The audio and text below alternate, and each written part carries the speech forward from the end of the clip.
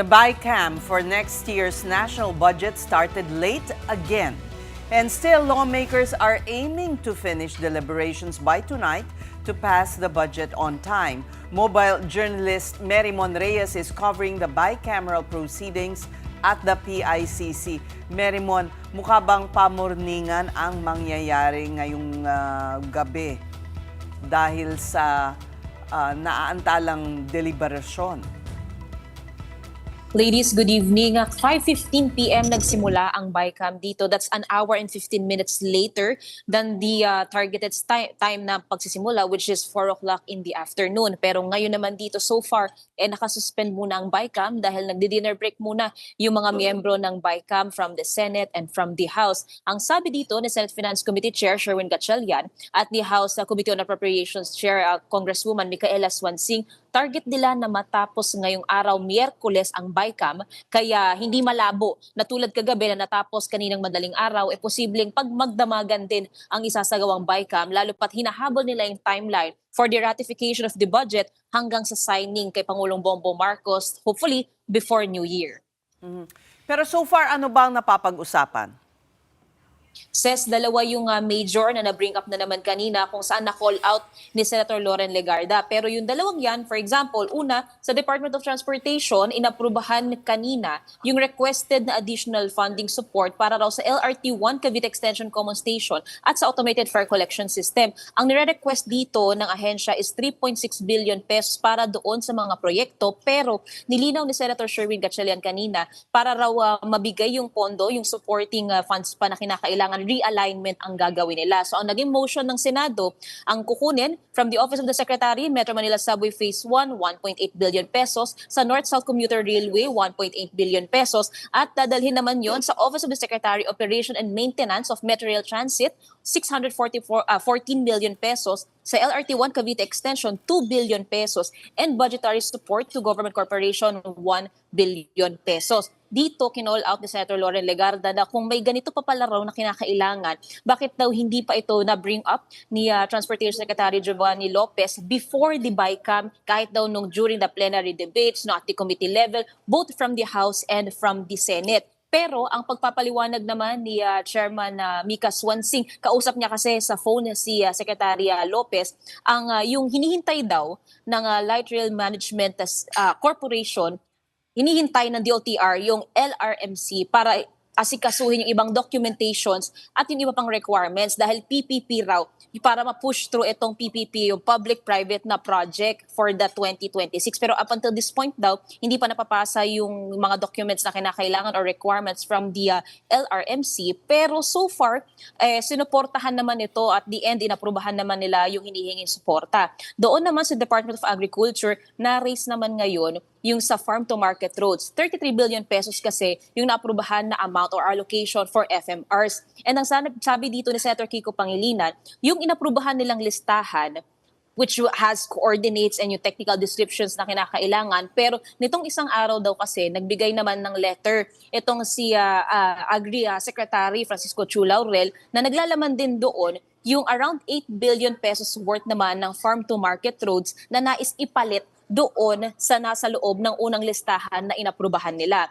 Again, ang naging question na naman dito ni Senator Loren Legarda, even ni Senator Erwin Tulfo, bakit meron na namang ganito daw na request, baka raw mamihasa yung mga ahensya na sa mga susunod daw na mga pagdinig, sa mga susunod daw na BICAM, pwede naman daw at the last minute magkakaroon ng requests. Pero ang sinasabi naman dito na naging excuse naman daw ni Secretary Chu Laurel, yung unang listahan daw kasi ng farm-to-market roads, yung projects na yun, binigay daw without the knowing of Secretary Laurel dahil nasa official medical leave ang secretary, ang kalihim. Pero yung binigay naman ngayon na listahan ng amounting to 8 billion pesos worth ng FMRs, may coordinates din naman daw ito at nais lang daw palitan yung 8 billion pesos worth naman ng mga proyekto na nasa inaprubahang 33 billion pesos. So, nagkaroon nga lang ng contention dun sa part na parang nagiging last minute na naman yung adjustments pero inaprubahan din nila yun. And so far, marami-rami pa yung isasalang na inaasahan for tonight. Kasama na rin dyan yung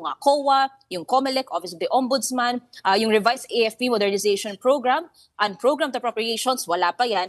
And ang pinakahinihintay ng lahat, ang Department of Public Works and Highways na budget.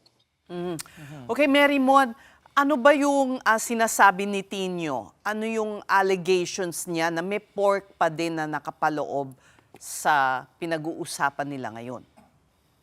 Says itong si ACT Teachers Party Representative Antonio Tino, ang claim niya, allegedly ang Senado raw merong 17.9 billion pesos na pork na inilodge sa mga local government units. Ang allocation daw ay nanggaling sa pondo na sana pakikinabangan doon mga government employees and over 1,000 regularization ng mga contractual employees daw ang maaapektuhan dito. Ang nangyari kasi, nag-slash ang Senado sa miscellaneous personnel benefits fund by 55 billion pesos at pinalobo ng Senado yung alokasyon para naman sa mga LGU. What happened is yung sa dinoble, yung LGU support fund from 20.2 billion pesos to 38 billion pesos. And ironic daw na kino-call out ang House para doon sa alokasyon sa MAIFIP, ang patronage politics din daw, nag-i-exist din daw doon sa pondo naman ng LGUs. Pakinggan natin ang bahagi ng panayam ni Representative Tino. So either ignorante si Senator Ping or nagmamaang-maangan sa ginawa ng Senado na kinaltas yung budget na para dapat sa government employees para ilagay sa LGU pork ng mga senador. Kaya dapat hands off, huwag galawin yung budget na para sa government employees. No to pork. Hindi siya nag-research. Unang-una, yung realignment ginawa papunta sa mga subsistence allowance ng uniform personnel. Yung sinasabi naman yung LGSF, yun yung request ng Malacanang para yung mga tinamaan ng calamities masuportahan. Pero yung kinuha naman namin doon sa 255 na mga flood control. Yung sa MTPF, yun yung napunta sa subsistence allowance. So walang force. Mag-aral siya ng budget para niya sabihin. Mary Mon, can you hear us? Yes, Sean. Okay. Sabi mo nga no mamaya, isa sa mga pending dyan yung DPWH budget. Do we have any idea kung anong magyayari dito doon sa 45 billion na hinihinging pang-augment? Ibibigay ba o hindi? Sean, ang sabi kanina ni Senator Sherwin Gatchalian bago sila pumunta dito sa PICC, kino-compute pa rin daw nila at ina-establish ina-apply na nila yung updated na construction materials price data na pinadala ng DPWH Secretary Vince Dizon. Pero ang nasabi kanina ni Senwin, medyo may hinting na nangyari eh. May mababalik pero hindi totally yung 45 billion pesos. At ang sabi pa nga kanina, ayaw pang mag-confirm talaga itong si Senwin pero yung calculations na nila ngayon mas specified na kasi yung mga detalye compared sa unang ipinadala sa CMPD na regional lang, ngayon mas specific na raw kaya mas maia-apply na per project itong para malaman talaga nila kung may i-retain na pondo sa specific project, kung may babalik ba na pondo or hahayaan na lang as is or may babawasan. Pakinggan natin ang bahagi ng pahayag kasama si Senator Sherwin Gatchalian. Kasi pinactor in nila yung logistics, hauling, indirect cost, saka iba pa mga cost to make it realistic. Kasi nga yung argument ng BP hindi siya implementable dahil yung binigay sa amin too general raw yung number. So ngayon, marami ng detail. So obviously, liliit na yung savings na 45 billion na kinumpute namin. Okay, so Mary Mon, can we assume na na-recompute na ng opisina ni Senator Win itong mga bagong factors, no, at bagong datos, bagong mga numbers? Sean, ang sabi ni Senwin kanina, it's still in the works, kino-compute pa rin at ina-apply na. Pero since target nila na matapos ang BICAM today, so that includes itong mga provisions na merong disagreement pa between the BICAM members, hindi malabong mabubuksan na rin ang budget ng Public Works kung target talaga nilang matapos ito ngayon. At mamaya natin malalaman yung naging matrix kasi nanghihingi rin tayo pero so far wala pang naibibigay na detalye kasi binabalance out din daw nila itong mga numero. So we'll check kung lalo na kung aabutin sila ng magdamagan kung ano nga ba yung maging final decision sa reconciliation ng budget ng Public Works. Well, Mary Mon, nabanggit mo na nga yung mga ilang ahensya no, na may gusot pa rin sa kanilang budget. Pero ano naman yung mga nakalusot na sa BICAM? So far, pagdating dito, yung mga maliliit na mga detalye, for example, dito sa 33 billion pesos na farm to market rules, hindi naman na siya nabago. Education budget, still yung pinakamalaki, 1.3 trillion pesos. Dumaan na rin yung 3.6 billion pesos naman ng Department of Tourism. Pero titingnan pa natin yung sa ilang mga inaabangan, especially sa AFP Modernization Program, sa COMELEC. Ang OVP budget, Office of the Vice President, 889 million pesos, still at the NEP level, hindi na siya nabago, naaprubahan na rin siya. And siguro ang pinaka-inaantabayan na lang din talaga ng lahat, yung sa budget ng over 500 billion pesos na lang for the DPWH, and itong request or pag-aapela ni Sec Dizon na 45 billion pesos, if it's gonna be approved and reconciled dito sa BICAM, or kung they'll let it as is na lang. Pero ang hindi nawawala sa usapin dito sa BICAM ngayong araw, o ngayong gabi rather, is yung pagke-question ng ilang mga senador na bakit meron daw mga bigla ang last-minute request na nangyayari sa BICAM na sana raw, sabi ni Senator Loren Legarda, maging lesson na raw ito sa mga ahensya to prepare para beforehand para hindi raw magkakaroon ng ganitong pagka-question na maaaring matignan daw ng publiko na may nangyayaring insertions, may nangyayaring questionabling amendments sa panukalang pondo. Well, sinabi naman nila na target nilang tapusan ito by tonight. But Mary Mon, in the event na hindi yan matatapos tonight, ano ba yung magiging plano ng BICAM? At may usapan pa rin ba tungkol sa posibilidad ng reenacted budget?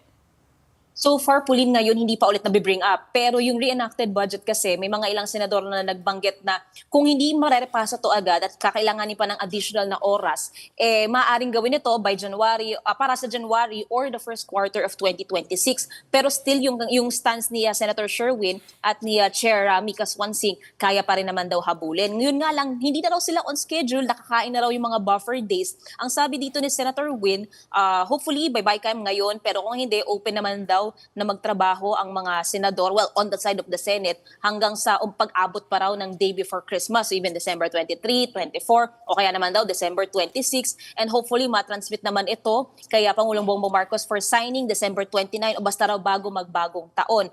Pero yun nga ang isang consideration din nila dito kasi kapag katapos ng BICAM, kailangan ng extra time in between the ratification and the end of the BICAM, yung production ng BICAM report nila dahil ipiprint in detail yung full copy ng enrolled bill at yun daw ang ira-ratify. Hindi summary, full copy, yung full enrolled bill. Kaya medyo nauubos na unti-unti yung original timeline nila. Kaya antabayanan natin once na matapos yung araw ngayon or hanggang bukas kung magkaka-extension ba ang BICAM o rerepasuhin na talaga nila within tomorrow or today, or kung sinasabi, mauusog ito at possibly, baka magkaroon ng reenacted budget. Pero so far, wala pang sinasabi na magkakaroon ng reenacted budget. Okay, Mary Mon, ano naman ang usapan tungkol sa medical assistance, yung MAIFIP?